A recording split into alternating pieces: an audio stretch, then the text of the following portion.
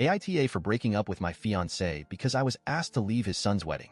I'm 40F engaged to 49M. We have been engaged for almost a year now, but have been together for 7 years.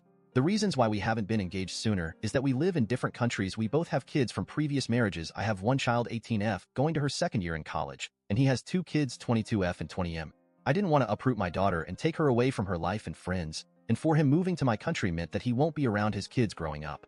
When I met him, he was legally separated from his ex-wife, but the divorce was finalized 3 years ago. For the past 7 years, we have had a very strong relationship. I love my fiancé, and I know he loves me even more.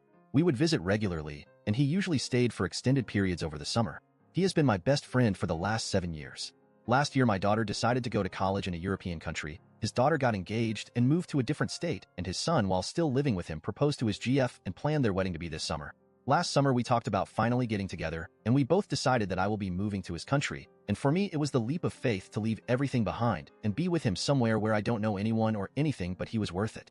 Last summer, he was staying with me for 5 weeks. We invited his kids for the first time to stay for 2 weeks with us.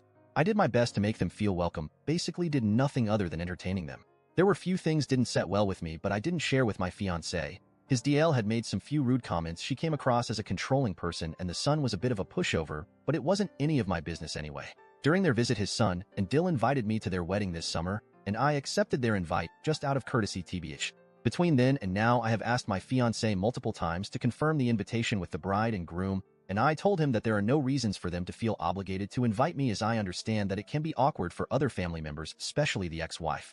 For the time of the wedding, I flew to meet my fiancé. The wedding was in the bride's home state, so we booked a hotel near the venue.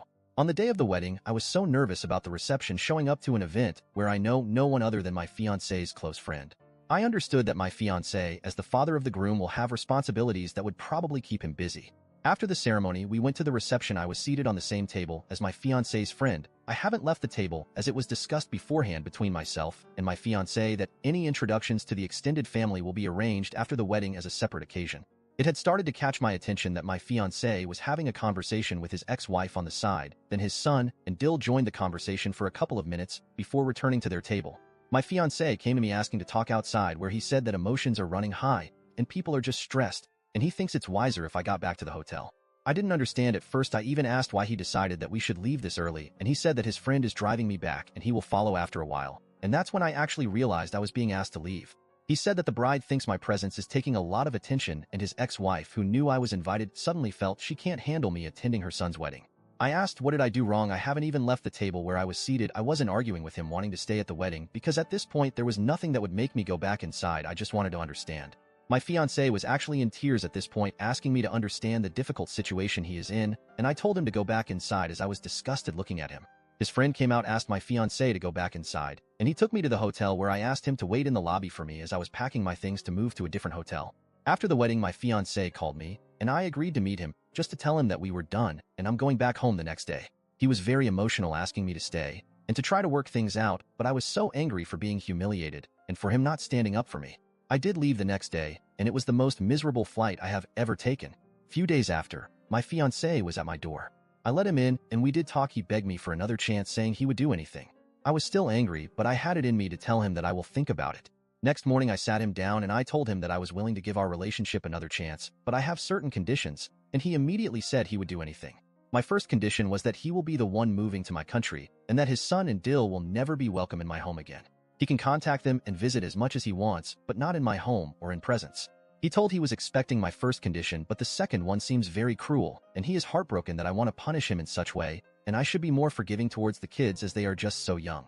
I'm not trying to punish him, I'm just refusing to have anything to do with people that deliberately insulted me while I have been nothing but respectful and accommodating to them. Edit. Okay, living on the other side of the hemisphere. Woke up to find so many replies. I tried to read as much as I can, and I think to clear some details that had been mentioned a lot. First of all, although I'm not in a good place with my fiancé, now I don't think he is that horrible person everyone is making him out to be. The support feels good though. One of things that we bonded over for all of these years is our unconditional love for our kids. I was widowed when my daughter was 6 years old, and she has been my #1 priority ever since, and that was one of the reasons he was doing most of traveling to see us. I know for a fact that he was not cheating or keeping me as mistress. He was so open about our relationship, even posting about us on his social media.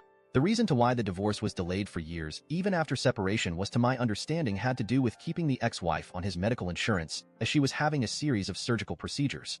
I didn't get to meet extended family before, as they didn't all live in the same state, and traveling to see cousins or distant relatives wasn't a priority to us with the already limited time that we had together.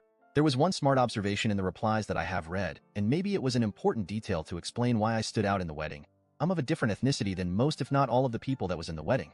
The ex-wife, the son, and the dill are very religious, and I'm not even Christian, and I know they had a problem with my fiancé marrying non-Christian.